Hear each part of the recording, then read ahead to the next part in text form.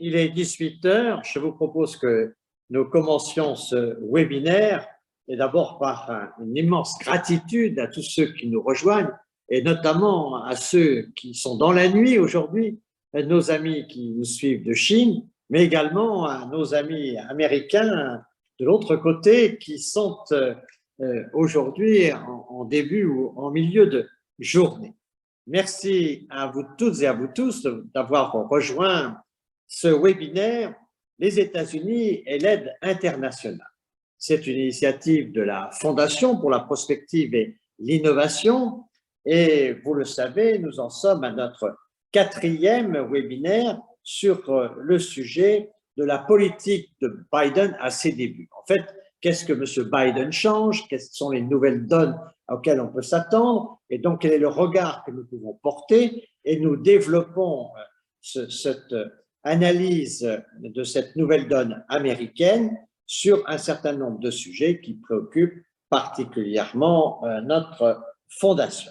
Et donc, merci à tous d'être là pour cette 4e rencontre sur les changements provoqués par le président Biden. Aujourd'hui, nous parlons de l'aide internationale, donc sujet extrêmement important pour les relations internationales. Et pour discuter de ces sujets, je salue un panel particulièrement prestigieux, mais aussi amical, et je voudrais exprimer à nos différents orateurs toute la gratitude de la Fondation pour leur disponibilité. Un mot particulier pour André Cheng, qui est au milieu de la nuit et qui nous est très fidèle, et je voudrais lui dire toute notre amitié. Je salue donc Tertius Zongo, l'ancien Premier ministre du Burkina Faso, ancien gouverneur de la Banque mondiale, qui, avec notamment son expérience internationale et africaine sur ces questions de l'aide internationale, a un regard pertinent. Je salue également nos 2 amis qui nous parlent au-delà de l'Atlantique, Clémence Lenders, qui est Policy Fellow du Center for Global Development à Washington, et je voudrais lui dire qu'on est très heureux de l'accueillir et qu'on est très attentif à son message dans cette nouvelle donne qu'il faudra qu'elle nous décrive pour que nous en percevions les tenants et les aboutissants. Je salue Laurent Wagner, qui lui aussi est à Washington. Il est chercheur à la Ferdi. Je vous ai présenté André Cheng rapidement. Vous le savez, pour ceux qui sont fidèles de ces rencontres, c'est le vice-président du comité France-Chine, mais c'est aussi le président de l'Asiatique européenne de commerce. Et nous avons, et dira la synthèse de nos échanges, le professeur Patrick Guillaumont, président de l'AFERTI, qui nous interviendra avec l'expérience de sa fondation. Nous sommes donc dans un débat qui va se passer en plusieurs temps. D'abord, un exposé des uns et des autres sur l'approche de l'aide internationale, puis ensuite, nous aurons une vision un peu plus centrée sur les questions africaines. Et je demanderai à Patrick Guillaumont, s'il veut bien, en fin de débat, de nous tirer un certain nombre d'éléments d'avenir de nos échanges. Dès qu'un temps sera réservé pour les questions, l'ambassadeur Serge de Gallet les rassemblera les unes et les autres et vous pourrez ainsi interroger nos panélistes. Il suffit pour ça de cliquer sur l'onglet qui est en bas si vous avez un ordinateur, en haut si vous avez un iPad, QR, et vous pouvez poser vos questions. Une synthèse sera organisée. Et donc, nous réserverons à la fin de notre échange un moment pour pouvoir répondre aux questions de tous nos participants que je remercie donc de leur fidélité à ces échanges qui sont pour notre fondation, vous le savez, très importants et qui font l'objet d'un travail de synthèse qui réunit dans notre rapport annuel, notre almanach annuel qui porte le joli nom de shérif, du nom amical qui était donné au fondateur de notre fondation, René Monory, et qui rassemble les réflexions que nous développons dans ces différents webinaires. Et donc, je vous propose que nous entrions dans le vif du débat. Nous voyons naturellement dans la situation d'aujourd'hui les relations internationales particulièrement tendues, le retour au premier plan des États-puissances crispe ces relations. On voit naturellement que la domination de la tension sino-américaine est elle aussi particulièrement brutale et intervient de manière pour nous probablement très durable, et ceci engendre un certain nombre de difficultés, et notamment pour les pays qui sont en développement et qui ont besoin et de l'aide internationale et d'une situation internationale positive, les conflits risquant de faire que tous ces pays qui veulent du développement soient pris à un moment ou à un autre en otage de querelles qui leur sont en grande partie étrangères. Dans ce contexte-là, on se souvient que le président Trump avait annoncé des baisses drastiques en ce qui concerne l'aide internationale. Il voulait couper de plus de 17 milliards les financements annuels qui étaient réservés à l'aide internationale. Et vous savez que tout était consacré à l'augmentation des dépenses militaires. Et tout ceci posait naturellement à l'ensemble du monde en développement des interrogations d'une grande gravité. Et le président Biden a pris le contre-pied de ce type de position, et on a vu par des initiatives spectaculaires mais extrêmement rapides, comme le retour dans l'OMS, comme la détermination qui a été faite par le président pour réaffirmer sa volonté de participer au multilatéralisme, et par des options qui, comme la création du Development Finance Corporation, qui, avec son budget de 60 milliards, se met un peu au niveau de la Chine. Et nous avons d'un côté le Build Back Better World, qui est une proposition américaine face aux routes de la soie. Et donc nous voyons que non seulement il y a des questions liées à chacun des pays, mais il y a la compétition des pays. Et tout ça est particulièrement préoccupant pour nous tous, et notamment pour ce grand continent africain, qui est un continent dont on s'interroge toujours sur son avenir, avec des scénarios optimistes, mais aussi des scénarios qui sont particulièrement préoccupants. En tout cas, en ce qui concerne l'Europe, il est clair qu'il y a un destin euro-africain, et que dans une situation où l'aide internationale serait largement amputée, on voit que les questions de développement de l'Afrique pour et par les Africains seraient également fragilisées. Je vous propose qu'on déroule notre sujet d'abord en regardant les questions de l'aide internationale avec les États-Unis, puis après nous verrons plus directement les questions africaines. Et j'ai demandé à Clémence Landers, en première intervention, qu'elle nous présente un peu les caractéristiques de l'aide internationale américaine, et puis les options politiques qui se posent dans la société américaine, aussi au Congrès, sur ces différents éléments de stratégie. Et puis, peut-être que s'il est d'accord, Laurent Wagner ensuite pourra nous parler un peu de l'impact du changement actuel des paradigmes, et je pense notamment au paradigme du climat, comme à la montée de cette tension avec la Chine. Quels sont les impacts de ces changements sur l'aide internationale? Je laisse d'abord, en lui exprimant notre profonde gratitude, à Clémence Landers l'introduction à notre réflexion avec cette présentation des caractéristiques de l'aide internationale américaine. You have the floor, lady.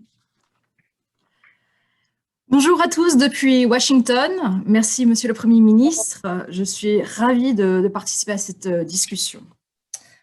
Alors, je vais consacrer cette intervention à dresser un peu l'esquisse de l'état des lieux de la politique de développement de Biden et des États-Unis aujourd'hui.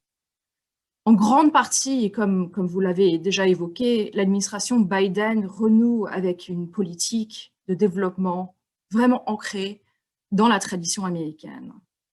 Mais on commence aussi à discerner des éléments de rupture qu'on ne peut pas négliger, surtout en ce qui concerne la volonté de proposer une politique de développement qui offre une réponse directe, mais avec une sauce bien américaine, à la Chine.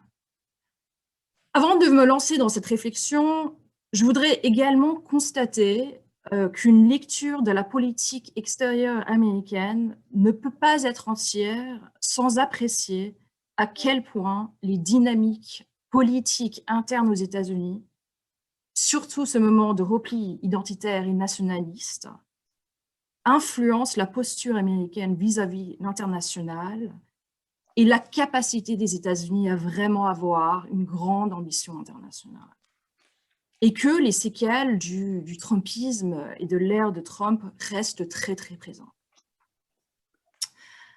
Alors, commençons par les vecteurs de renouement de l'administration Biden avec cette politique de développement plus traditionnelle américaine, surtout l'ère Obama, et en quelque sorte la répudiation du Trumpisme. Il faut tout d'abord constater qu'avant Trump, il y avait vraiment rarement un basculement particulièrement aigu entre les administrations républicaines ou démocrates en termes de politique d'assistance internationale. Il y avait vraiment un consensus au sein de la classe politique sur les questions de développement international. Le basculement actuel vient en partie du fait que le Parti républicain est devenu réflexivement très nationaliste et assez méfiant du rôle international des États-Unis. Alors, quels sont les grands éléments actuels de la politique de développement de Biden?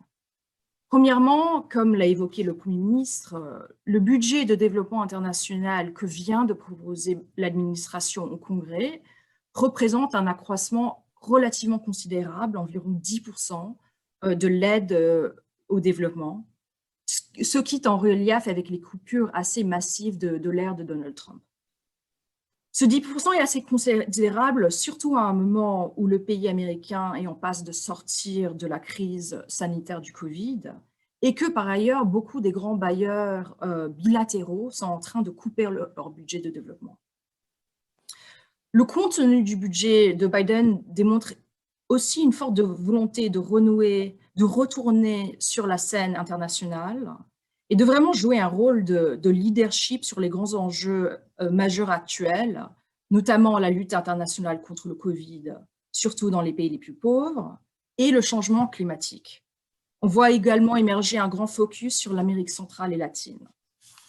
En termes de personnel, et je suis sûre que vous connaissez l'expression américaine « personnel is policy », l'administration a marqué un grand coup avec la nomination de Samantha Powers à la tête de USAID et l'élévation du rang d'administrateur de USAID dans le National Security Council, qui est le corps principal de la formulation de la politique étrangère américaine. Cela dit, il y a aussi des éléments de la politique de développement de Biden qui marquent vraiment une rupture assez considérable avec l'ère Obama, surtout en termes du rapport avec la Chine. Tandis que l'administration Obama avait beaucoup cherché à collaborer avec la Chine en matière de politique de développement, en essayant de faire rentrer la Chine dans le système international existant, par exemple en augmentant le rôle au sein d'institutions internationales, surtout comme le FMI ou la Banque mondiale. Aujourd'hui, la compétition semble vraiment détrôner la coopération. Alors, l'initiative Build Back Better World, qui a été annoncée lors du G7 le mois dernier, semble être vraiment un élément de réponse américaine au Belt and Road, l'initiative de la Chine.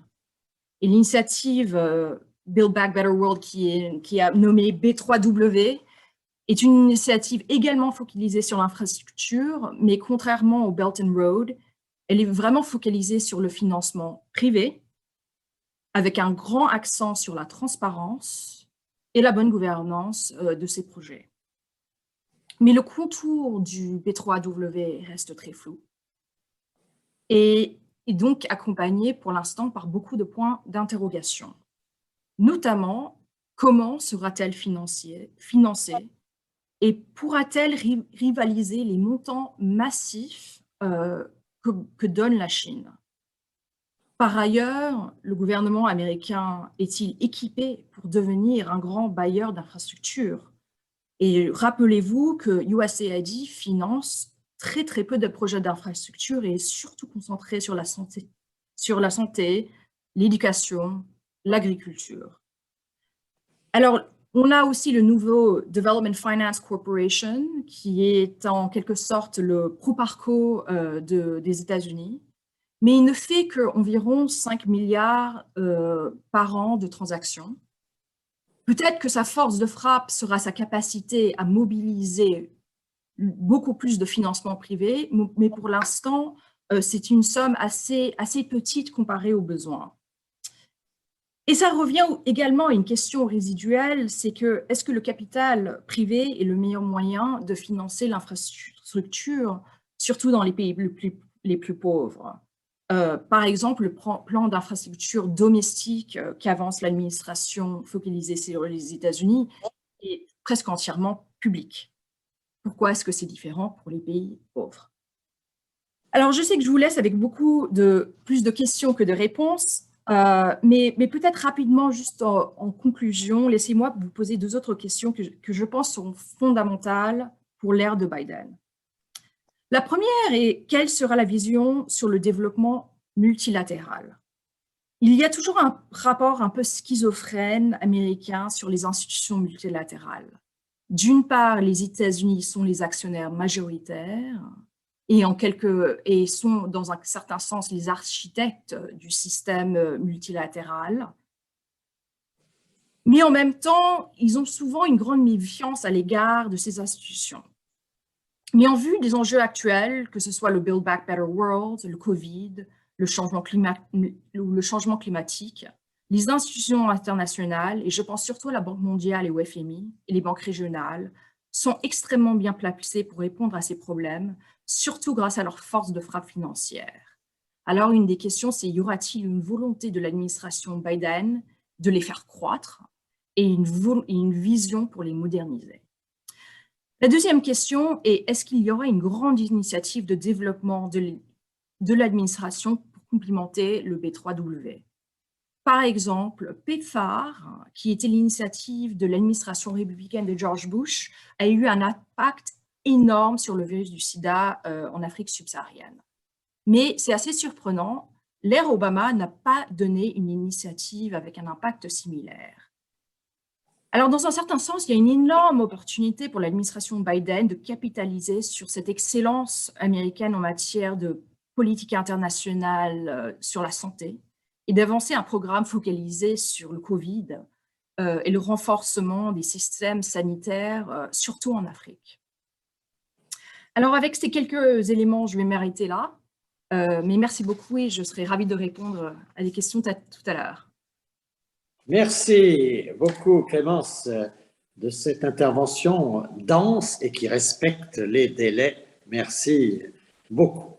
Alors, Roland Wagner, donc chercheur à la Ferdi, on voit bien donc que l'impact des changements actuels des différents paradigmes sont quand même extrêmement lourds. On a quelque chose qui est assez intéressant, c'est que dans un monde où les tensions, les incompréhensions sont de plus en plus brutales, on a quand même l'émergence d'un consensus sur, disons, le changement climatique, peut-être, disons, autour de l'accord de Paris, et peut-on pas se parler d'un passage d'un consensus de Washington au consensus de Paris, c'est-à-dire qu'on fait du changement climatique une donne importante. Et puis, il y a deuxième bouleversement qui est la nouvelle donne sino-américaine. Donc, comment voyez-vous les impacts de ce que peut faire l'Amérique aujourd'hui, compte tenu de ces deux événements majeurs et un peu paradoxaux? D'une part, un consensus émergent sur la planétisation de nos consciences, si je puis dire, et d'autre part, cette montée de la tension des États-Unis vis-à-vis de la Chine. Merci à vous.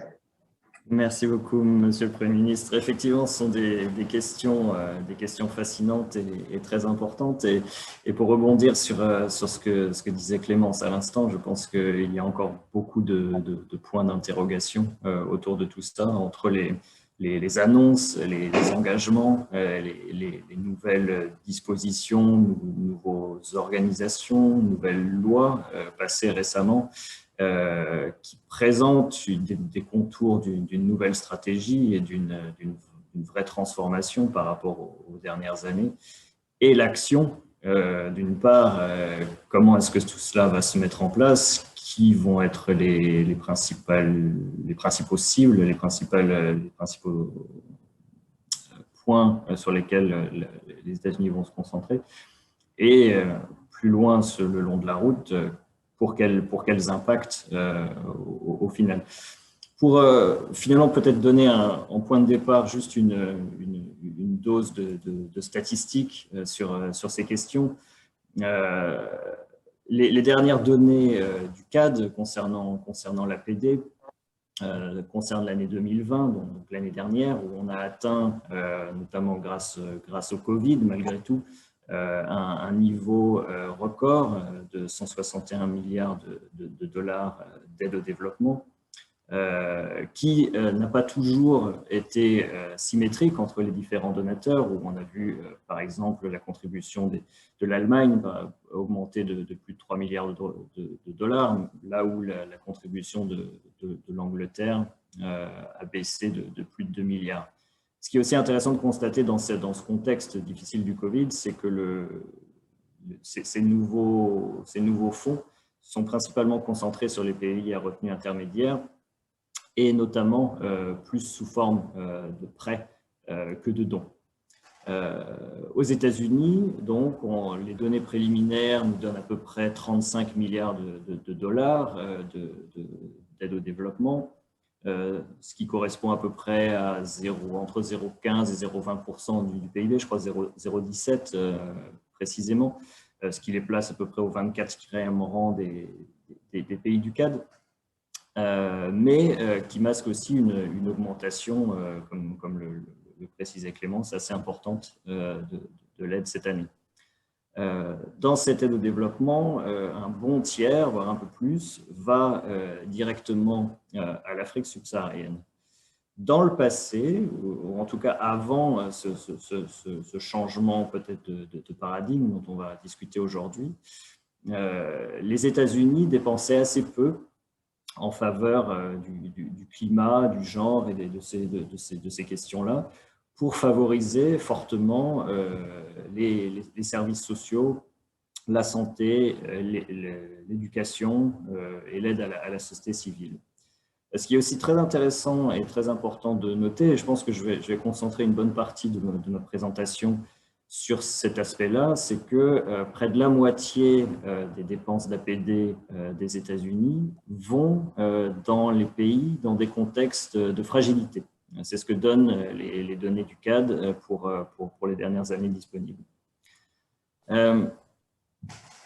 Et donc, dans ce cadre-là, on peut peut-être rajouter ce quatrième point qui sera intéressant de discuter, au-delà du Covid, de l'environnement, des financements privés. Il y a cette question de la fragilité et de l'engagement des États-Unis sur ces questions de sécurité, de lutte contre le terrorisme, qui sont sans doute importantes à partir du moment où on va transiter la discussion vers l'Afrique et potentiellement aussi vers le Sahel, là où une grande partie de l'action américaine et des enjeux se situent sur ces questions.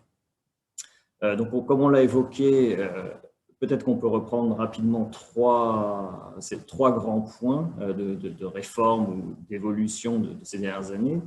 Donc, la constitution de la DFC, la Development Finance Corporation, qui montre clairement un accompagnement finalement de cette pensée du développement que pour atteindre les montants nécessaires, il faudra plus de financement privé.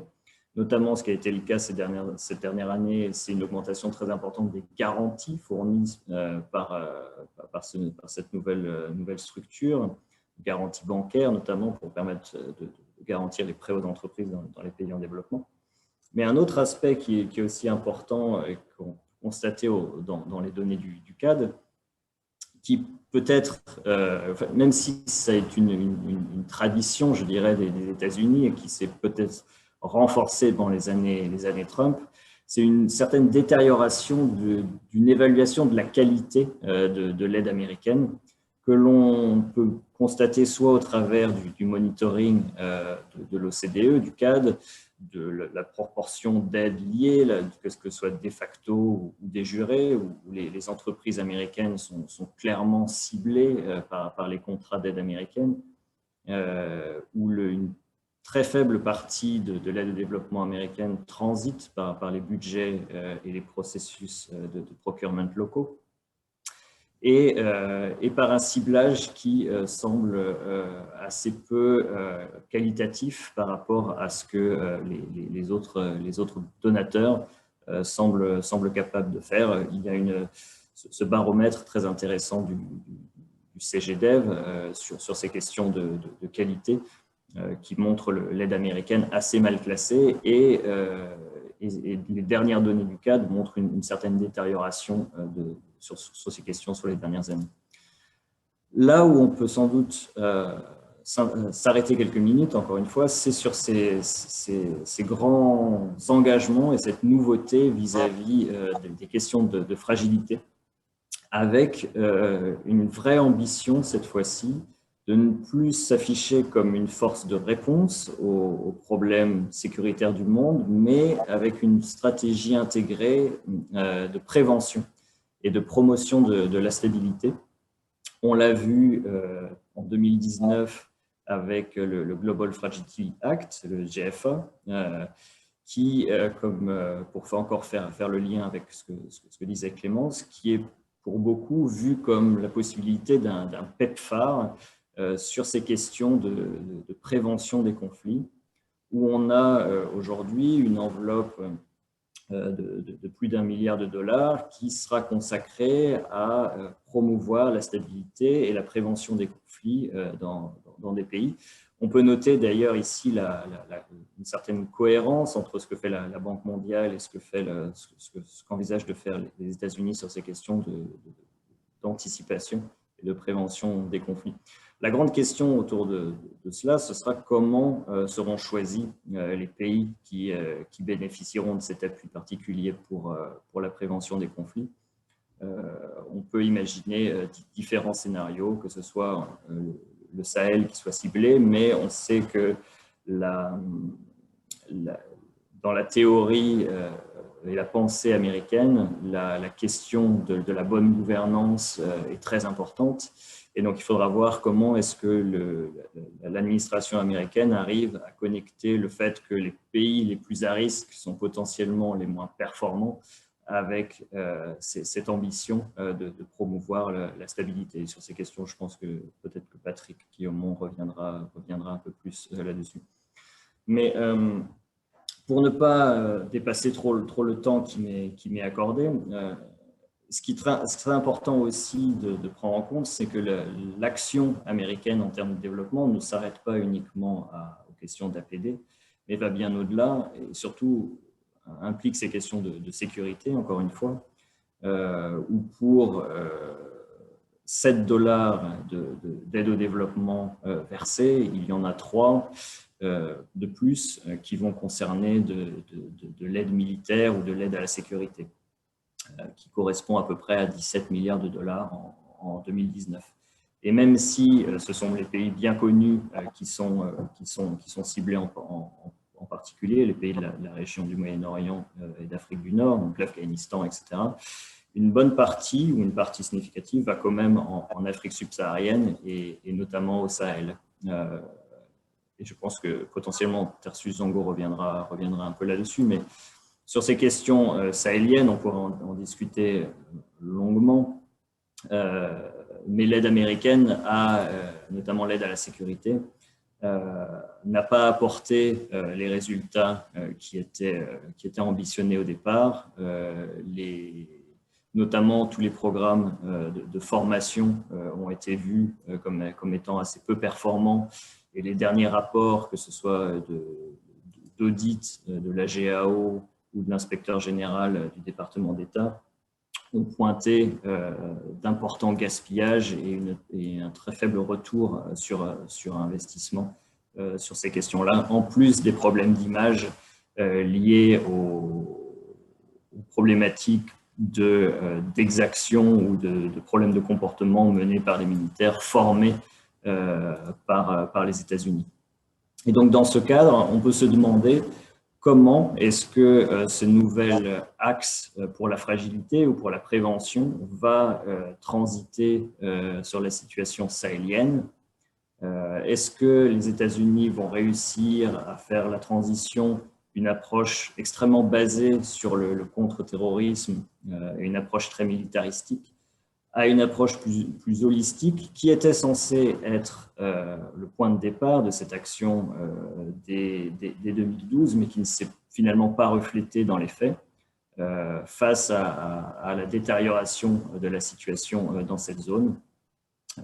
Et est-ce que le focus sur les déterminants de la fragilité qui semble être maintenant au cœur de la stratégie réussira à être intégré dans l'approche, dans ce contexte Covid, là où l'aide humanitaire ou l'action rapide va être certainement préférée, à l'instar de ce qu'on peut voir actuellement et des dernières déclarations qui ont été faites, là où une planification stratégique de long terme pourrait être plus importante. Voilà, je vais m'arrêter là. Je vous remercie énormément pour votre attention. Merci à vous, Laurent, pour votre intervention et sur cet axe, disons, de fragilité là, que vous présentez comme un élément très, très important et qui peut être un élément certes d'incertitude, mais aussi de vision plus holistique, un peu des questions de développement, que ça n'a été fait jusqu'à maintenant. Je propose qu'on demande maintenant à André Chieng quel est, de son point de vue, un peu l'impact de la tension sino-américaine sur la politique d'aide internationale de la Chine, mais aussi sur la politique des autres, comment il voit cette nouvelle donne. Et dans cette nouvelle donne, qui est une donne de tension, quel est le devenir de la politique d'aide au développement pour les pays les plus fragiles, mais aussi de la part, en tant qu'acteur, de la Chine. Quel est son point de vue sur ce sujet? Avec encore beaucoup de sympathie pour l'heure tardive à laquelle on vous fait travailler. Bien. Merci, Monsieur le Premier ministre. Bon. Si vous le permettez, je voudrais commencer par une anecdote donc, qui se déroule en avril 2006 et à laquelle vous avez été impliqué. Donc, en avril 2006, je me rappelle avoir été invité à un déjeuner au Sénat, donc, car j'avais été à l'époque finaliste d'un prix que je n'ai pas eu, mais j'étais parmi les finalistes du prix, ce qu'on appelle le prix des lecteurs du livre d'économie. Donc, et à ce titre-là, j'avais été invité à un déjeuner au Sénat qui était consacré à la géopolitique, et je me rappelle qu'il y avait à peu près une centaine de participants, dont pas mal de diplomates et de diplomates africains. Et celui qu'on appelle aujourd'hui un keynote speaker était un des plus brillants essayistes français, dont je tairai le nom et vous comprendrez pourquoi très rapidement. Et donc, cet essayiste a fait un exposé tout à fait brillant sur la situation géopolitique mondiale. Et au moment des questions, un des diplomates donc, qui était à la table où j'étais moi-même assis s'est levé et a posé une question sur « et l'Afrique ».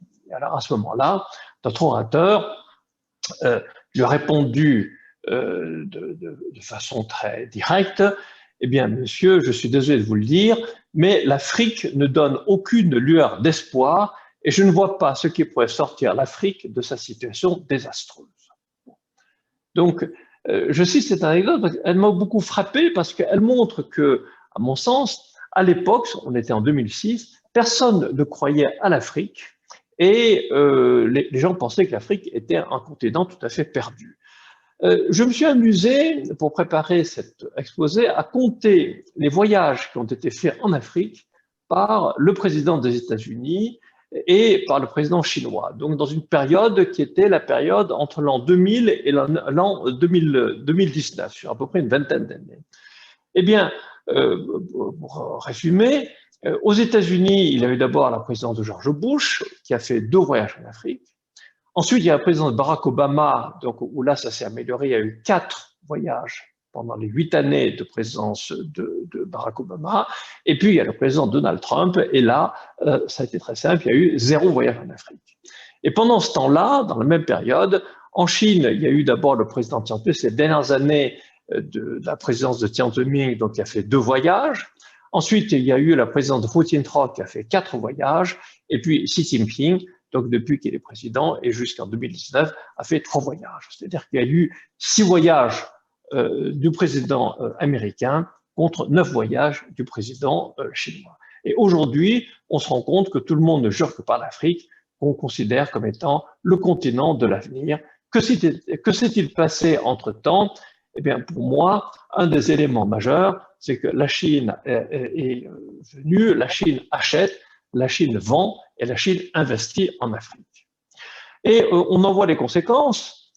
Pour moi, une des conséquences, je la vois lors de la réunion du G7 qui vient de se tenir à Carbis Bay, où dans le communiqué final, nous le savons, il y a eu un engagement du G7 d'aider le FMI à permettre à celui-ci de fournir 100 milliards de dollars aux pays les plus nécessiteux et en particulier aux pays africains. Alors là, je me permets de poser 2 questions.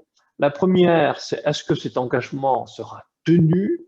Et la seconde, c'est est-ce que cet engagement aurait été fait si la Chine n'avait pas, dès 2013, proposé son projet BRI, projet que vous connaissez bien, projet de Belt and Road Initiative. J'arrive à cette constatation que l'impact de la Chine sur la politique étrangère des États-Unis est quand même assez surprenant. En effet, la Chine a un modèle politique et social contesté. On lui reproche, pour simplifier, quatre choses. On lui reproche un manque de démocratie, on lui reproche un non-respect des droits de l'homme, on lui reproche une répression des minorités, en particulier les Ouïghours, vous le savez bien, et on lui reproche le non-respect des règles internationales. La conséquence de tout cela, c'est que la popularité de la Chine, la popularité auprès au niveau international, la popularité de la Chine est au plus bas dans l'opinion publique mondiale. Et je me réfère notamment aux recherches qui ont été faites par un organisme tout à fait reconnu qui est le Pew Research Institute. Alors, la question que je me pose, c'est pourquoi, dans ce cas-là, les États-Unis déploient-ils autant d'efforts pour lutter contre l'influence chinoise? Et je prendrai comme illustration simplement le dernier voyage de Joe Biden qui a été fait en Europe. Donc, il est allé, vous le savez, à la réunion du G7 en Angleterre, et puis à la réunion de l'OTAN à Bruxelles, et enfin, il est allé rencontrer Vladimir Poutine à Genève. Eh bien, un des points communs à ces 3 événements, c'était la Chine. La Chine, pourquoi? Parce que lors du G7, nous le savons, donc Joe Biden a appelé à une alliance des démocraties contre la Chine, alliance qui a été demandée non seulement aux pays du G7, mais aussi aux 4 pays invités et qui n'étaient pas choisis au hasard. Ces 4 pays, je le rappelle, c'était l'Australie, l'Inde, la Corée du Sud et l'Afrique du Sud. Donc tout pays extrêmement important si Joe Biden veut réussir effectivement cette alliance des démocraties contre la Chine. Ensuite, à l'OTAN, donc, il y a eu aussi cette évocation du fait que la Chine pouvait être incluse dans le champ d'exercice de l'OTAN. Et enfin, la rencontre avec Poutine à Genève a été notamment, ça n'est pas le seul sujet, mais un des sujets était de vouloir détacher la Russie de la Chine et de vouloir briser un peu, enfin, ou de vouloir distendre le lien qu'il y avait entre Poutine et Xi Jinping. Et pourtant, depuis la chute du mur de Berlin, le narratif occidental est bien huilé. Donc la supériorité de l'addition démocratie plus économie de marché sur communisme plus économie planifiée est devenu quelque chose qui est accepté maintenant par le monde entier. Et alors, pourquoi dans ce cas-là y a-t-il ce type de problème? Eh bien, c'est parce que c'est sur un autre plan que le bas blesse, c'est sur le plan de l'efficacité. Et là, je dirais que quand on regarde la situation en particulier à partir de la Chine, et qu'on observe les États-Unis, on l'observe de façon un peu différente. J'ai un peu le sentiment que lorsqu'on est dans un pays occidental, et notamment en France, quand on observe les États-Unis de près, on est un peu comme, je me permettrai cette comparaison, comme un amateur d'art devant un tableau impressionniste.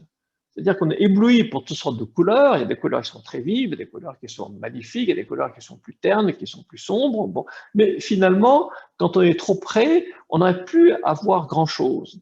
Mais quand on prend un peu de recul, lorsqu'on est en Chine par exemple, eh bien, on est frappé à ce moment-là par trois grands événements qui se sont passés et qui sont, il faut bien le dire, des échecs assez retentissants et très surprenants des États-Unis. Alors, je le résumerai de façon très simple, de la manière suivante, en disant, le premier paradoxe, c'est que les États-Unis, on le sait, ont les meilleures économies, ils ont le plus grand nombre de prix Nobel d'économie, ils ont les meilleures universités, que ce soit Harvard, que ce soit Stanford, que ce soit le MIT, bon, et pourtant, ils n'ont pas su éviter la crise des subprimes de 2008, qui a emporté une bonne partie de l'économie américaine et qui a failli mettre à bas l'économie mondiale. Deuxième paradoxe, les Américains et les États-Unis, on le sait, ont la meilleure armée du monde. Donc, et pourtant, après 20 ans de guerre, nous savons, donc le président Joe Biden vient de décider de retirer de l'Afghanistan sans avoir réglé le moindre problème en réalité de l'Afghanistan. Troisième paradoxe, les Américains ont le système de santé qui n'est peut-être pas le meilleur, mais qui est parmi les meilleurs au monde, un des plus avancés au monde. La recherche médicale américaine est tout à fait remarquable, nous le savons. Et pourtant, nous voyons que, j'ai vu le chiffre tout à l'heure, les Américains ont connu maintenant à peu près 600 000 morts du Covid et n'ont pas été capables d'éviter ces morts. Et en contraste, qu'est-ce qu'on voit en Chine?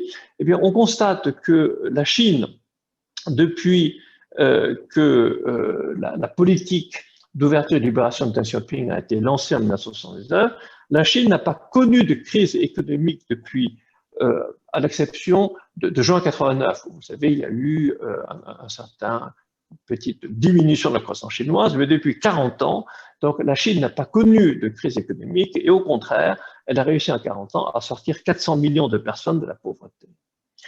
La Chine, qu'on accuse d'être agressive, n'a pas engagé de guerre donc, depuis la dernière guerre dans laquelle elle s'est engagée, c'était la guerre contre le Vietnam, vous vous en souvenez, c'était en 1979. Et enfin, donc, si la Chine, effectivement, a connu l'apparition du Covid, et si les débuts de la lutte contre le Covid ont été un certain cafouillage, donc nous connaissons tous les problèmes qu'il y a eu à Wuhan, mais depuis, la Chine s'est considérablement redressée et on peut dire que depuis à peu près un peu plus d'1 an, il n'y a pas eu un seul mort du Covid et le nombre de cas qu'il y a chaque jour est de l'ordre de quelques dizaines. Et même si on émet des doutes sur les chiffres cités par la Chine, on sait très bien qu'on est très très loin des 600 000 morts du Covid que l'on connaît aux États-Unis. Donc, je dirais que finalement, le grand problème qui se pose quand on parle de l'aide au développement, c'est le problème de l'efficacité. On se rend compte qu'en termes de narratif, donc les Américains sont extrêmement bons pour expliquer ce qui se passe, mais quand on regarde les résultats sont loin de correspondre à ce que les États-Unis promettent. Et de ce point de vue-là, l'influence de la Chine sur l'aide américaine de développement me paraît absolument importante à 3 points de vue. Le premier, on l'a vu, c'est que la Chine oblige les États-Unis à s'intéresser à nouveau aux pays en développement et notamment donc aux pays africains. C'est ce que j'appellerais l'effet BRI. Le deuxième élément, c'est que l'intervention de la Chine oblige les États-Unis à lever un certain nombre de contraintes. Rappelons-nous, vous l'avez cité tout à l'heure, avant donc l'an 2000, il y avait donc des règles de gouvernance qui étaient extrêmement strictes, ce qu'on appelait le consensus de Washington, mais on a vu que ces règles étaient tellement strictes que finalement aucune aide ne pouvait être, ou très peu d'aide ne pouvait être appliquée dans un certain nombre de pays parce que justement les contraintes étaient très strictes. Mais le fait que la Chine intervienne oblige les États-Unis à desserrer ces contraintes. Et enfin, l'intervention de la Chine oblige les États-Unis et va obliger les États-Unis à obtenir des résultats, parce que n'oublions pas ce que disait Deng Xiaoping, la pratique est le critère unique de la vérité. Merci. Merci beaucoup. Merci de cette intervention très argumentée, cher André, et merci de cette analyse qui vraiment est au cœur de notre réflexion. On voit bien combien les relations internationales d'une part, mais l'aide internationale notamment, sont naturellement impactées par cette situation de différence d'appréciation et qui, sur un certain nombre d'aspects, ressemble à déjà une forme de combat soft, mais c'est vrai que le voyage de M. Biden en Europe était un voyage qu'on pourrait qualifier de militant, avec des objectifs bien précis pour les pays qu'il rencontrait. Alors, on va demander à Monsieur le Premier ministre, à Tertius Zongo, de nous dire, dans ce contexte, on a entendu les messages venant d'un côté, venant de l'autre, on voit bien ce qui est aujourd'hui en cause, notamment en Afrique, et ce qui est essentiel, c'est de bien partir du point de vue des Africains, de voir la vision, les visions, perspectives de développement de l'Afrique et les attentes de l'Afrique en ce qui concerne l'aide internationale. Mon cher Tertius, vous avez la parole et merci aussi beaucoup de votre présence avec nous. Merci beaucoup, Monsieur le Premier ministre Jean-Pierre Raffarin. Alors, je crois que beaucoup de choses ont été dites qui sont tout à fait éclairantes. La première chose, je voudrais, en parlant des États-Unis, revenir sur ce qu'a dit la première intervenante, Clémence. Je pense que lorsqu'on parle des États-Unis, qu'on parle d'aide, nous l'avons vu avec le président Trump, hein, quelle ait été sa volonté de réduire l'aide, quand vous regardez dans les faits, il n'est pas arrivé à ses objectifs. Ce n'est pas possible. Les questions d'aide aux États-Unis sont des questions sur lesquelles il y a moins de polarisation, que ce soit au Congrès. Et c'est dû, c'est vrai que les choses changent, mais c'est dû à quelque chose de très profond au niveau des Américains, qu'on le veuille ou non. Ils sont restés un peuple qui pense à un lendemain meilleur, et chacun qui croit que demain, quand il va se réveiller, le monde sera meilleur, se dit, mais s'il est meilleur pour moi, qu'est-ce que je fais pour l'autre? Donc, il y a quand même cet aspect moral des choses qui habite toujours les Américains, qui font qu'ils pensent que ceux qui ont doivent aider un peu ceux qui n'ont pas. Alors, mais cet aspect moral des choses n'est pas suffisant pour faire la différence. Donc, mais c'est quand même un postulat, c'est un point qu'il faut garder, comment je dirais, vraiment très présent, parce que il n'y a pas un président qui pourrait venir et bouleverser un peu la trajectoire de l'aide à sa guise. Ce n'est pas possible. Il y a un subconscient américain qui est un subconscient humanitaire. Ceci dit, lorsqu'on regarde ce que l'aide a fait, je crois que Laurent en a parlé un peu, c'est pas qu'il n'y a pas eu d'appui, il y a eu des appuis divers, que ce soit l'Europe, que ce soit les États-Unis, que ce soit les autres partenaires, il y a eu des appuis divers. En tant qu'Africain, lorsqu'on s'assoit, on regarde un peu, c'est un bilan qu'on fait. Et Laurent l'a dit, lorsqu'on regarde au niveau de la région du Sahel, quand bien même il y a eu des aides, il y a eu des appuis, le bilan est très mitigé. On se retrouve dans une situation de fragilité extrême et on se dit, on aurait peut-être dû faire les choses autrement.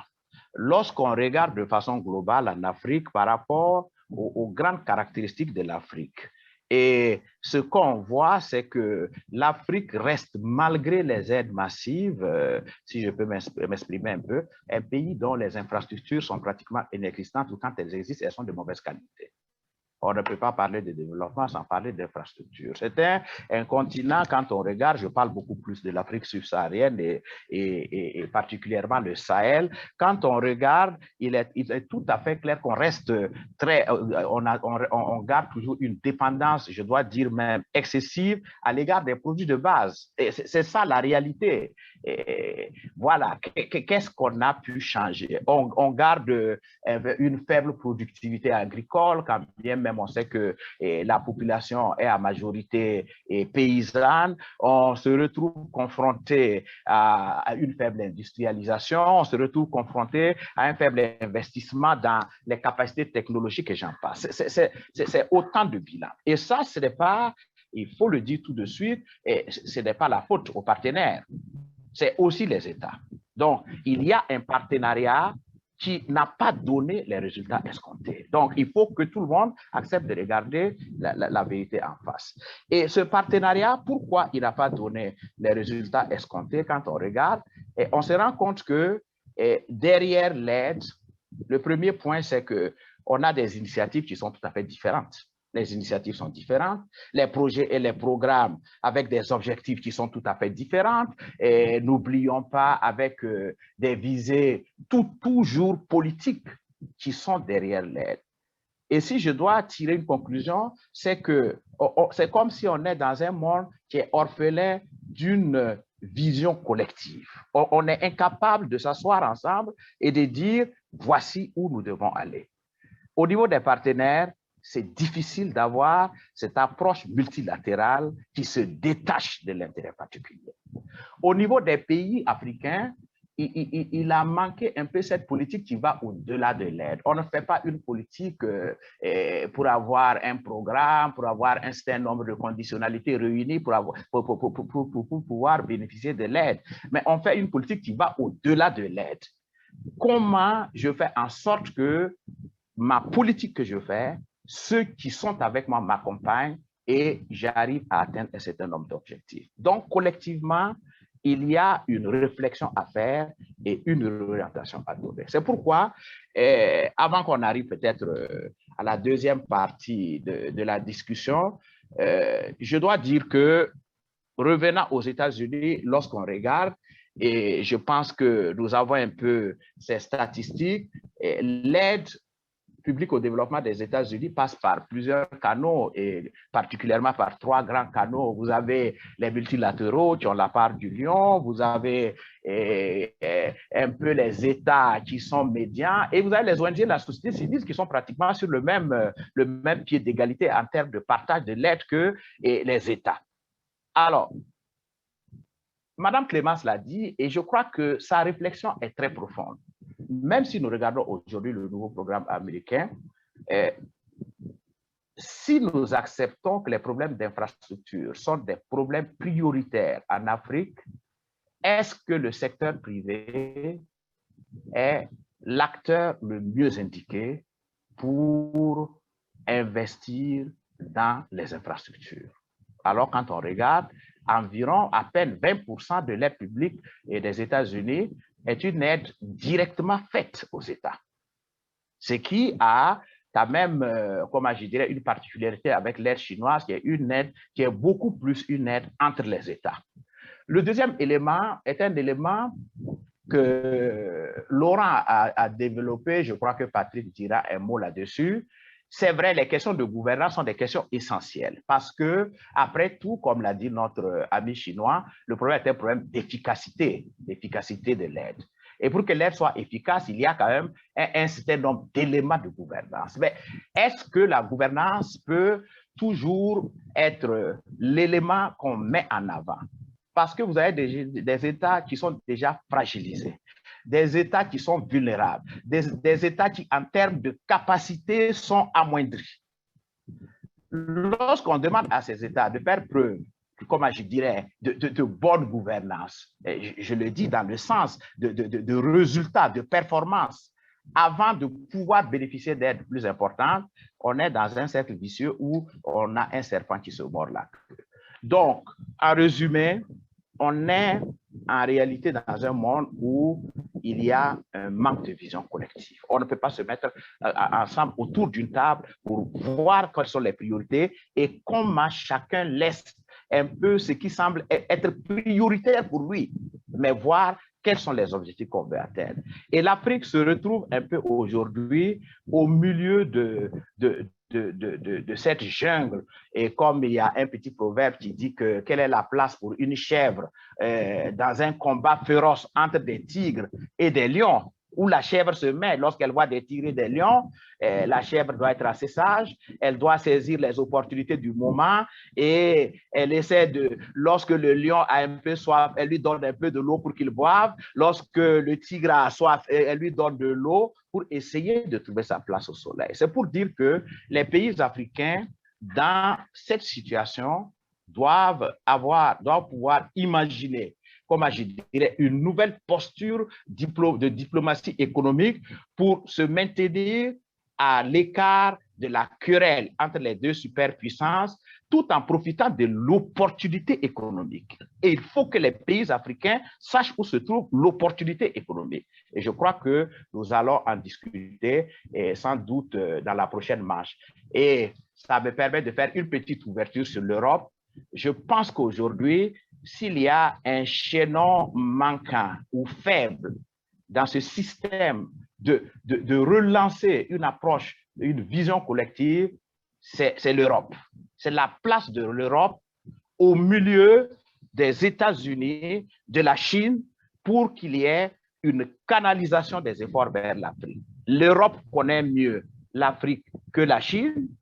La Chine est disposée à supporter l'Afrique.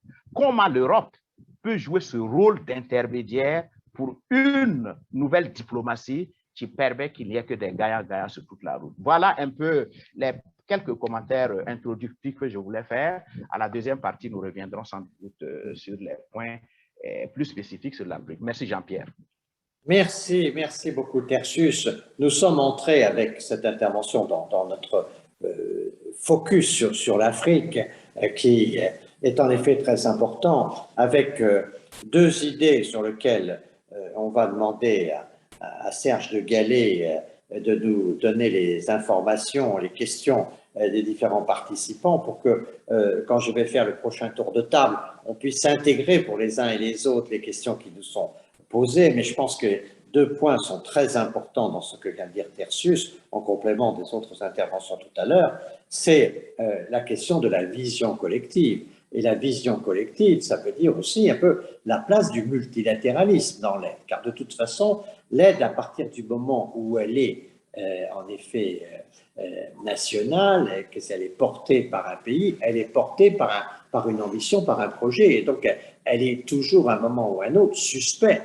Donc, au fond, ce que nous dit Tertius, c'est que l'aide est rarement désintéressée et que dans ce contexte-là, elle manque et de crédibilité et d'efficacité. On l'avait vu aussi avec l'intervention d'André Chêne, la question de l'efficacité des résultats sur ce dossier est très important. Et je pense que c'est un point sur lequel il serait intéressant que reviennent les uns et les autres sur ce focus un peu africain, sur ce manque de vision collective et qu'est-ce que peut faire le mouvement multilatéral pour essayer de partager cette vision.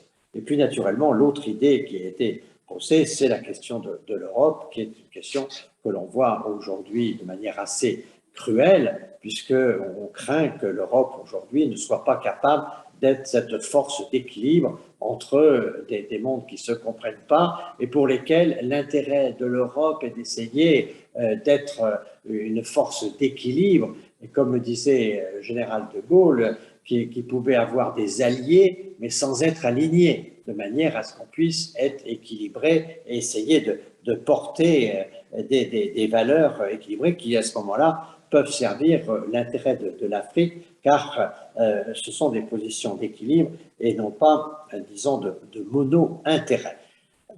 Serge de Gallet, est-ce que tu peux nous dire un peu les interventions et les questions qui sont posées? Je ferai ensuite un tour de table et je donnerai la parole ensuite pour un exposé de synthèse un peu au professeur Guillaume. Alors, beaucoup de questions, de remarques sur les motivations et l'efficacité de l'aide américaine. D'abord, une première question qui pourrait être adressée à Clémence, c'est quand même une certaine surprise devant l'attitude de Obama et de Biden aujourd'hui quant à l'absence de motivation pour avoir une politique d'assistance au développement forte. Ce sont des démocrates très attachés à lutter contre les inégalités, les maux sociaux. Pourquoi ces motivations ne se traduisent-elles pas par des actions fortes, d'autant, comme l'a dit Tertius Zongo, qu'il y a dans la population américaine un sentiment humanitaire qui pousse à accepter l'aide à l'étranger. Donc, pourquoi cette attitude et est-ce que c'est susceptible d'être modifié? Des questions sur effectivement la politique traditionnelle d'aide américaine, le lien fort fait avec le consensus de Washington, avec le Fonds monétaire international. Bon, on a vu que ceci a évolué, comme l'a dit André Cheng, que le Fonds monétaire est aujourd'hui un peu plus souple. Est-ce que ce changement est vraiment perceptible sur le terrain et est-ce qu'il va perdurer avec les concours financiers importants annoncés?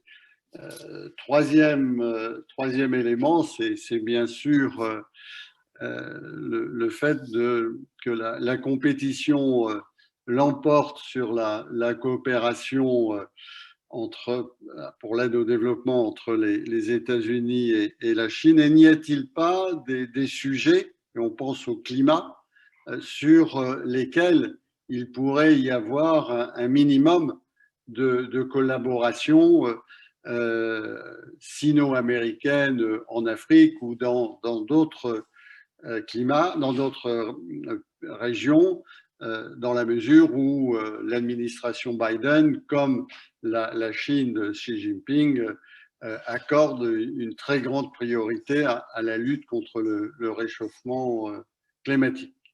Voilà un peu les grandes catégories de questions qui s'adressent aux uns, aux unes et aux autres.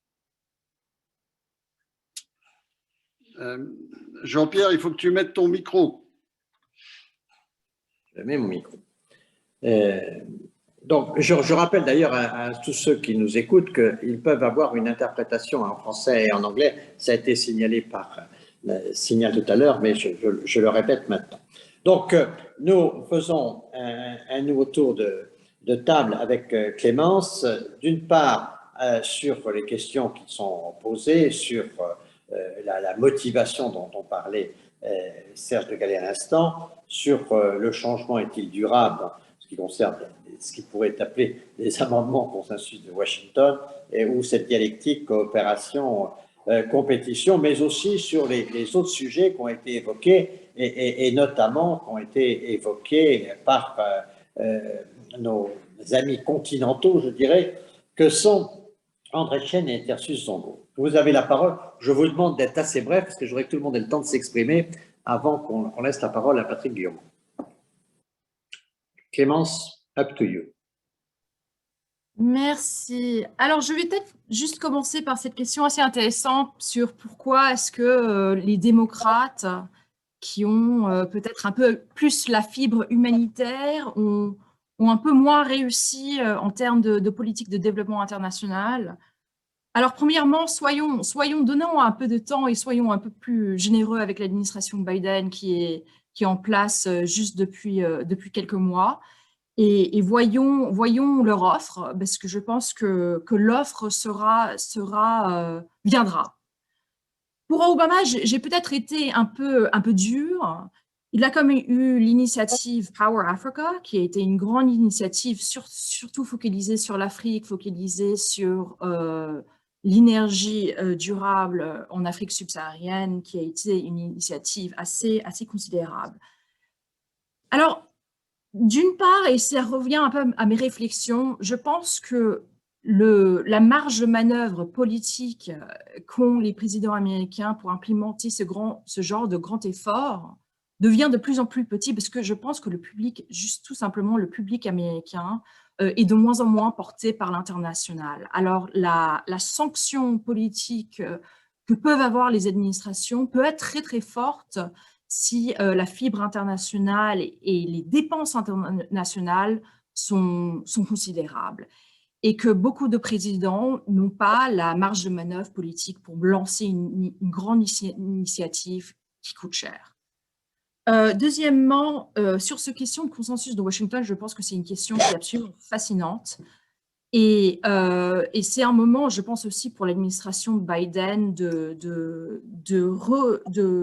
repenser un peu à ce consensus. Et il y a beaucoup d'indications qu'on est un peu dans un monde et que cette administration voit le monde comme un monde post-consensus Washington, post-consensus libéral, et un peu de façon domestique est en train de repenser un peu le modèle de capitalisme américain. Et quels seront les contours de cette repensée économique américaine sur le domestique, sur le contour international sera très intéressant et une affaire à suivre. Je pense qu'il n'y a pas encore un programme qui a été mis en place, mais je pense qu'on va voir une nouvelle réflexion un peu sur les rôles, la politique économique que préconise le FMI, la Banque mondiale, et je pense que ça sera une partie très, très importante de l'action de l'équipe Biden dans les années à venir. Merci beaucoup. Même question, l'avis de Laurent Wagner sur ces différents points et par rapport aux initiatives américaines. On voudrait avoir son jugement. Merci. Je pense que ces questions finalement liées à l'efficacité de l'action et aux motivations derrière ça sont vraiment très importantes. Il y a un point qu'on n'a pas évoqué, mais qui caractérise aussi pas mal l'action américaine, c'est cette approche très forte en silo, où entre le nombre de cadres législatifs, d'acteurs et d'objectifs, si on multiplie les trois, on obtient une série de possibilités assez importantes, et c'est qui est pointé du doigt comme facteur de moins bonne efficacité de l'aide américaine, cet éclatement des actions et ce manque de cadre global d'action, ce qui semble être analysé de cette manière-là par l'administration Biden, qui semble vouloir prendre un peu de recul pour mieux organiser les stratégies et avoir une approche plus coordonnée entre ces différentes agences, ces différents objectifs. Problème lié à ça, et on le sait très bien, c'est la très grande inertie de ces politiques. Ce sont des très gros budgets engagés sur de nombreuses années, et bien que le changement de personnel puisse orienter les stratégies de manière différente, le temps entre la décision et l'action est lui-même assez long. Et avant de pouvoir observer de vrais changements sur le terrain, il va sans doute falloir attendre un petit peu.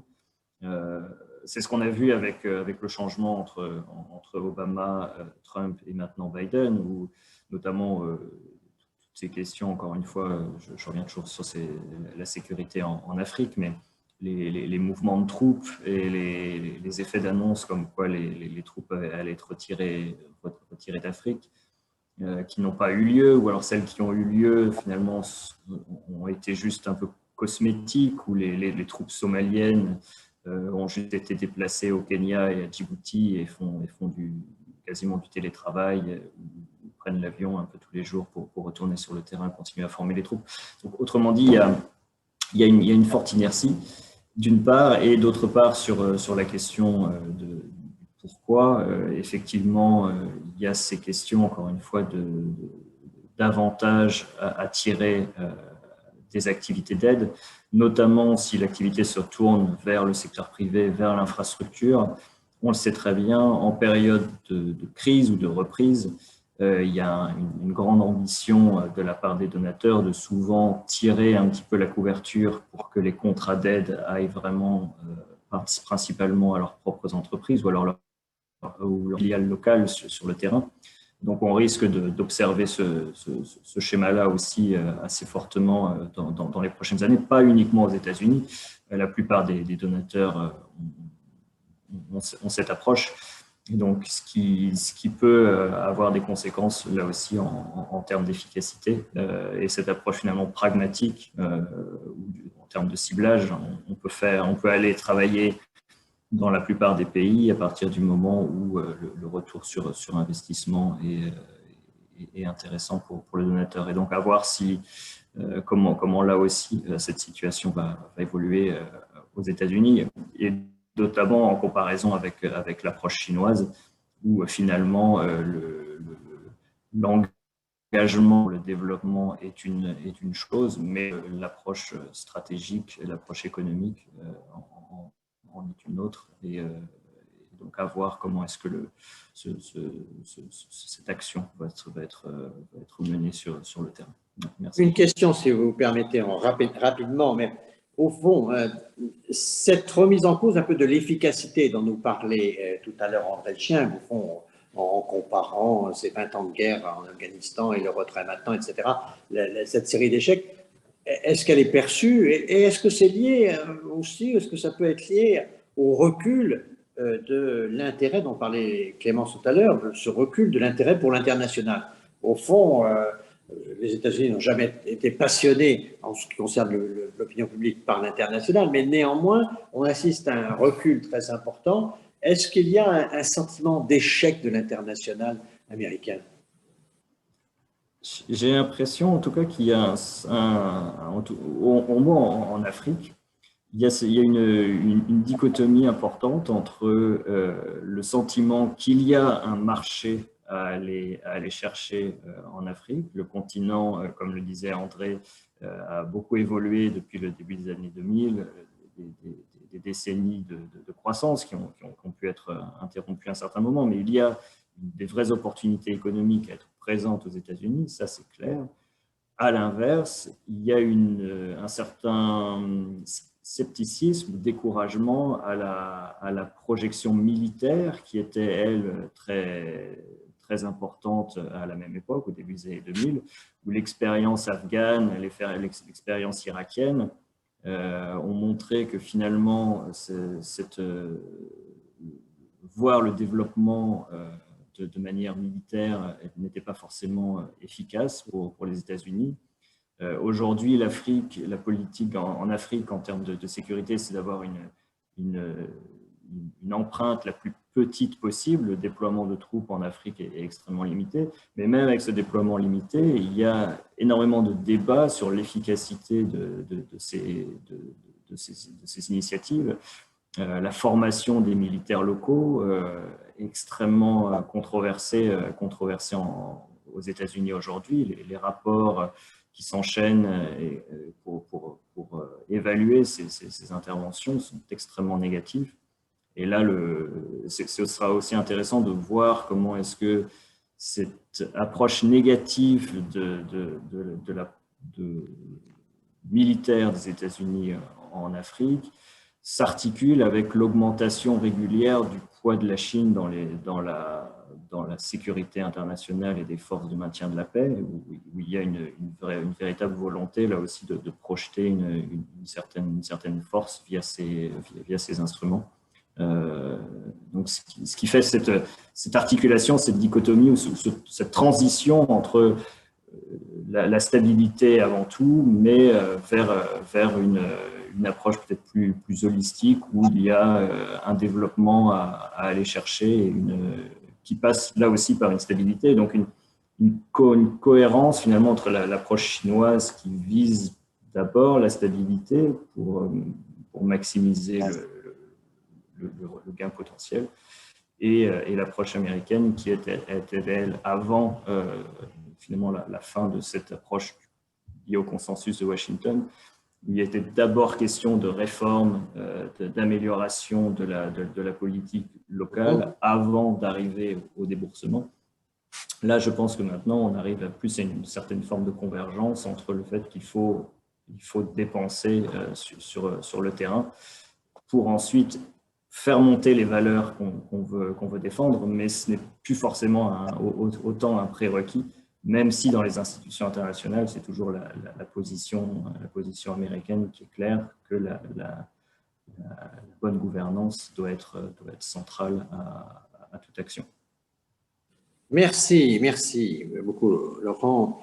André, tiens, au-delà de tout ce que vous pouvez avoir à dire sur ce qui vient d'être échangé, on pourrait s'interroger quand même, savoir si cette tension qui est souvent une tension d'accusation de la Chine, ne conduit pas à un repli de la Chine sur elle-même et au fond, ce qui serait peut-être la menace la plus terrible sur la Chine, parce qu'au fond, dans les 30 dernières années, la stratégie d'ouverture a quand même été un des leviers majeurs du développement et qu'une Chine repliée sur elle-même risquerait d'être fragilisée pour elle-même. Donc, cette situation-là a-t-elle des chances de conduire à une fermeture? Il y a plusieurs interprétations qui sont données sur la vision un peu duale du développement aujourd'hui, la double circulation. Est-ce que la stratégie qui a été quand même fondamentale dans le développement de la Chine, l'ouverture, est aujourd'hui remise en cause? Alors, bon, je réponds à cette question qui me paraît très importante. Bon, moi, je ne crois pas une seule seconde que la politique d'ouverture et de libéralisation soit une politique qui soit remise en cause. Pourquoi? Eh bien, tout simplement parce que il ne faut pas oublier que les gens qui sont actuellement à la tête de la Chine, à commencer par M. Xi Jinping, donc, ce sont des personnes qui ont connu la période de la révolution culturelle. Alors, ils n'étaient pas très âgés, ils étaient adolescents au moment de la révolution culturelle ou en post-adolescence, mais ils ont quand même connu cette période de la révolution culturelle et on sait bien que cette période a été marquée par, en effet, un repli de la Chine sur elle-même et le fait que la Chine a accumulé beaucoup de retard sur le monde. Moi, je me rappelle que un article que j'avais lu au lendemain de la révolution culturelle était que tel chantier naval chinois avait réussi à construire un bateau géant. Alors, je crois que c'était un bateau géant de 30 000 tonnes ou quelque chose comme ça, donc qui était présenté par la presse chinoise comme un bateau géant, alors qu'à l'époque, les Japonais étaient capables de construire des bateaux de 300 000 tonnes, donc qui montraient bien la déconnexion de la Chine avec le reste du monde. Et là, les dirigeants chinois actuels savent extrêmement bien et profondément qu'une fermeture de la Chine marquerait un recul de la Chine. Donc, je ne crois pas une seule seconde à cela. Et un autre élément très important, donc, auquel on ne fait pas suffisamment attention, c'est que Xi Jinping est extrêmement préoccupé, le mot n'est pas exact, mais est extrêmement attentif à l'existence d'une concurrence. C'est-à-dire qu'on a un peu tendance à penser actuellement que la Chine privilégie les sociétés d'État et que les sociétés d'État bénéficient de toute une série d'avantages. Bon. Alors, c'est peut-être vrai, mais il y a une chose qui est tout à fait certaine, c'est que le Parti communiste chinois tient absolument à ce qu'une concurrence existe en Chine, et notamment une concurrence entre le secteur nationalisé, entre le secteur national et le secteur privé. Pourquoi? Eh bien, pour une raison extrêmement simple. C'est quand vous regardez un petit peu ce qui s'est passé en termes d'innovation, en termes de découverte, en termes de recherche et développement, eh bien, pratiquement toutes les innovations qui ont pu avoir lieu en Chine, toutes les sociétés les plus modernes et celles qui font le plus de recherche et développement sont pratiquement toutes dans le secteur privé. Que vous regardiez Alibaba, que vous regardiez Tencent, que vous regardiez Huawei, que vous regardiez Haier, que vous regardiez toutes les sociétés qui innovent sont des sociétés privées. Et ça, le Parti communiste le sait très bien. Et comme Xi Jinping veut faire de la Chine un pays innovant, il est absolument essentiel pour lui de maintenir la Chine ouverte. Et je conclurai, si vous permettez, par une phrase, en disant que cette préoccupation et cette attention que l'on porte à la concurrence me paraît un élément extrêmement important. Et finalement, en une phrase, en un mot, je dirais que cette rivalité sino-américaine est en réalité une très grande chance justement pour des pays, donc pour des pays émergents et notamment pour les pays africains, parce que c'est elle qui va susciter et qui va obliger à la fois les États-Unis et la Chine à faire attention à des continents comme l'Afrique, des continents comme l'Asie du Sud-Est ou l'Amérique latine, faute de quoi, s'il n'y avait pas cette concurrence, comme je disais tout à l'heure, les États-Unis pourraient tout à fait soit se désintéresser sur le continent, ou alors mettre des conditions qui sont tellement rigides qu'en réalité, aucun développement, aucune aide ne serait véritablement possible sur ces pays. Merci beaucoup, André Schenk, voilà qui est particulièrement clair. Un dernier mot de Tertius Sango sur cet appel à la vision collective. Est-ce qu'on peut avoir confiance et, je dirais, à investir sur le multilatéralisme à l'intérieur de l'Afrique, notamment à l'Union africaine, mais aussi aux coopérations internes, régionales en Afrique, pour partager cette ambition de quelque chose qui doit être collectif en termes de vision. Tertius Zongo. Merci beaucoup. Je crois que lorsqu'on regarde un peu l'Afrique, le premier postulat, c'est que pour qu'il y ait développement en Afrique, pour qu'il y ait paix en Afrique, il faut obligatoirement que la dimension régionale soit prise en compte dans toutes les politiques. L'Afrique a été balkanisée. Comment je dirais, les frontières actuelles ne représentent absolument rien dans le subconscient des Africains. Parce que lorsque vous regardez, les mêmes ethnies, vous les trouvez de l'autre côté du territoire. Donc, la première approche porteuse de vision commune. Donc, d'abord, à l'intérieur des pays, c'est une approche régionale. Ça, c'est le premier point. Par conséquent, une aide au développement qui peut avoir les meilleurs résultats, c'est une aide qui permet à l'Afrique d'avoir une meilleure intégration. D'abord régionale et ensuite au niveau africain. Le deuxième élément pour aller dans le sens de ce que vous dites, est lorsque vous voyez l'Afrique, qu'on le veut ou non, l'Afrique fonctionne par région. L'Union africaine est là, mais vous avez les régions qui prennent les décisions concernant les pays de leur ressort. Quelque chose qui se passe en Afrique de l'Ouest, il est tout à fait évident que l'Union africaine ne peut pas prendre une décision avant que la CEDEAO ne prenne une décision.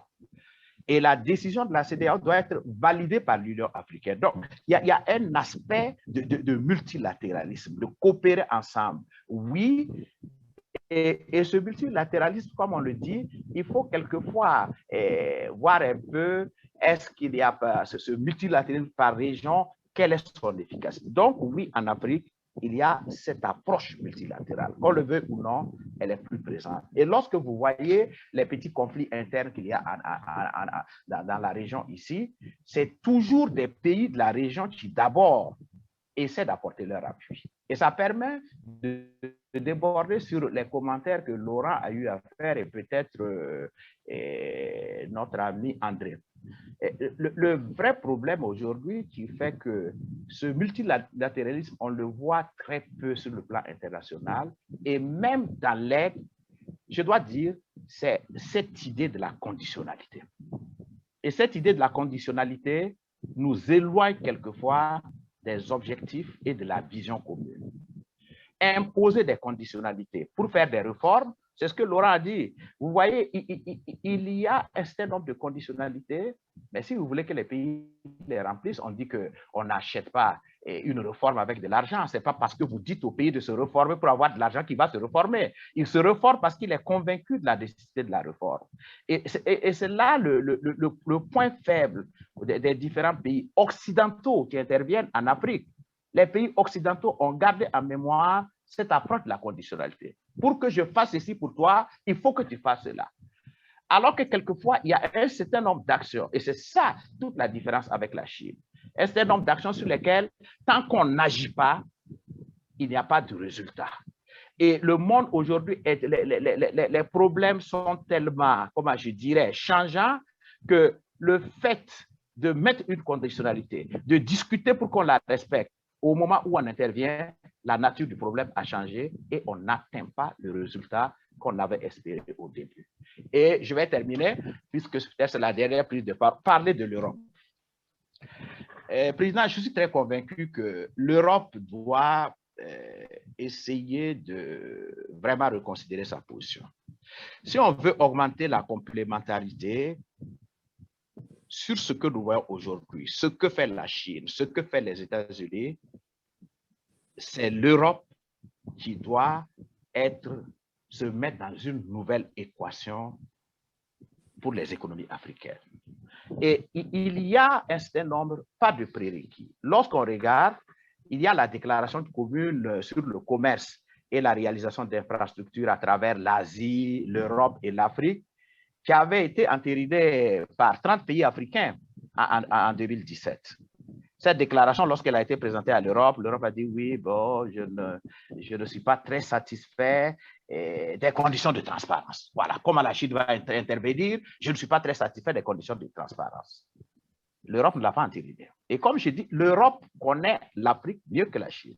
Mais elle ne l'a pas entériné parce qu'elle n'est pas satisfaite des conditions de développement. Deuxième point, il faudrait que les Européens arrivent un peu à trouver une nouvelle relation avec l'Afrique pour surmonter ce que j'appelle le ressentiment de l'ère coloniale. Ce ressentiment de l'ère coloniale semble toujours présent. Et aujourd'hui, si je peux me permettre une proposition, je crois que la France et la Grande-Bretagne, en Europe, doivent être les pays qui doivent prendre le lead et essayer de dépasser cette relation et voir comment on crée une nouvelle relation, comment l'Europe devient complémentaire ou équilibre la relation que l'on voit aujourd'hui. Ça me semble être un point essentiel. Merci beaucoup, Tertius Revaux, et notamment sur ce dernier appel qui est lourd d'abord de contenu, mais aussi de stratégie pour l'ensemble des pays européens en général et pour la France en particulier.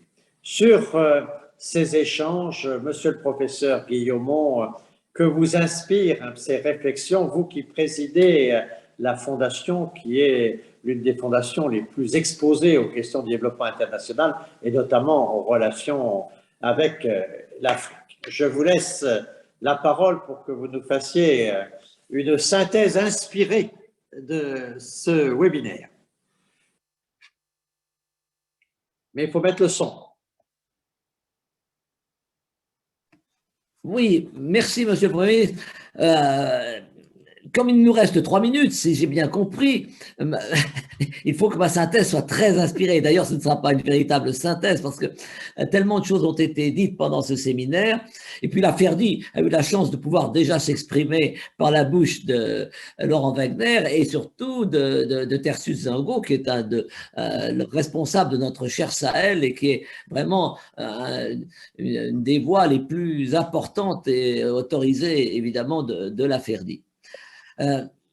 En écoutant ce qui a été dit, je ne sais pas, je peux prendre combien? 3 minutes, 4 minutes, pas plus? Allez, 6 ou 7. Non, mais je serai court. Et puis, il y a d'autres interventions qui sont attendues à 20 h et que certains veulent vouloir écouter. On aurait pu penser, c'est ce qu'au fond suggérait Clément Standers,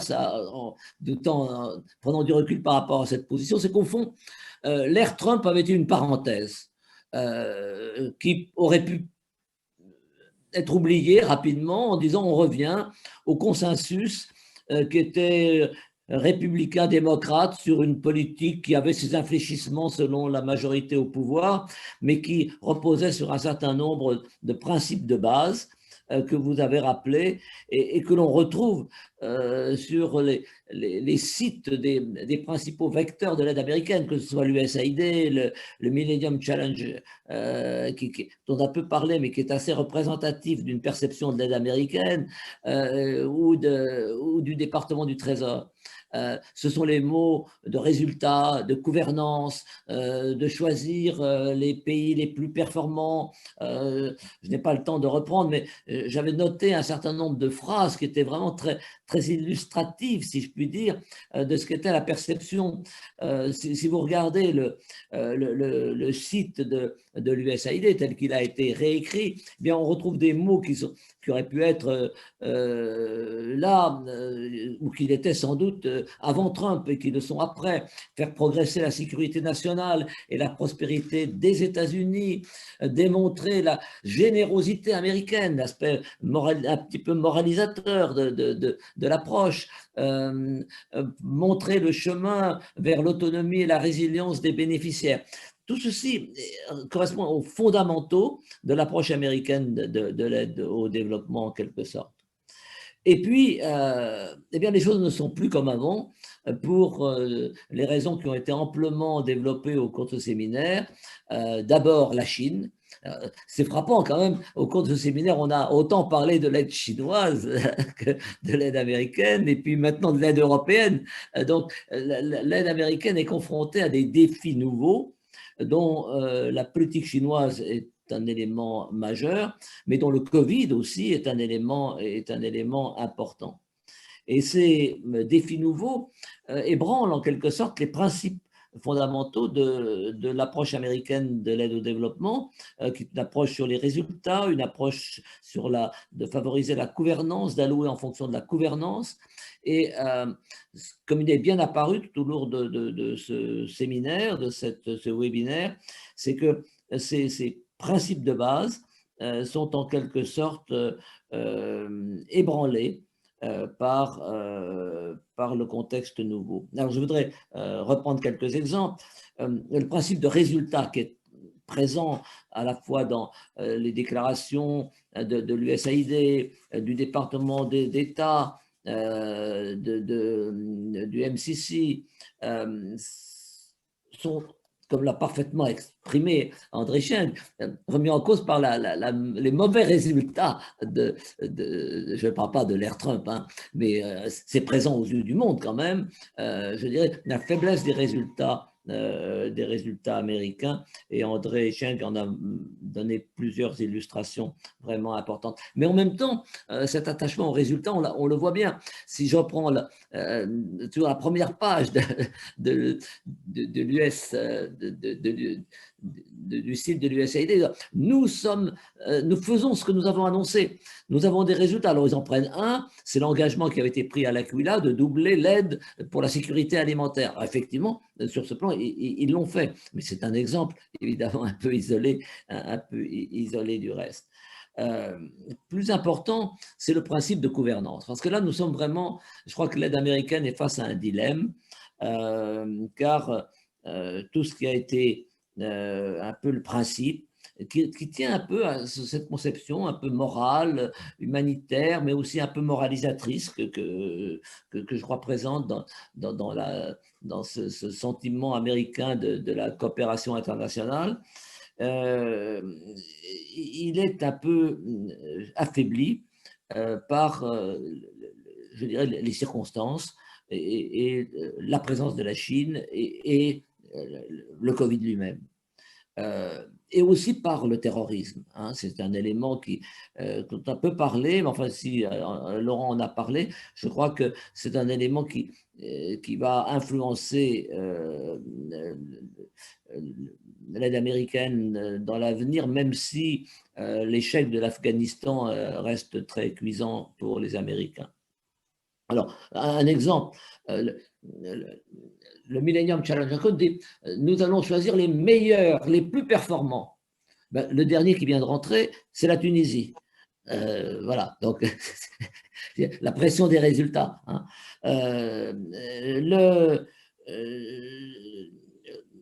Le Covid fait éclater d'une certaine façon le consensus de Washington, provisoirement peut-être, mais tous les principes macroéconomiques, de bonne gouvernance macroéconomique ne peuvent plus être imposés comme conditionnalité de l'aide budgétaire. Hein.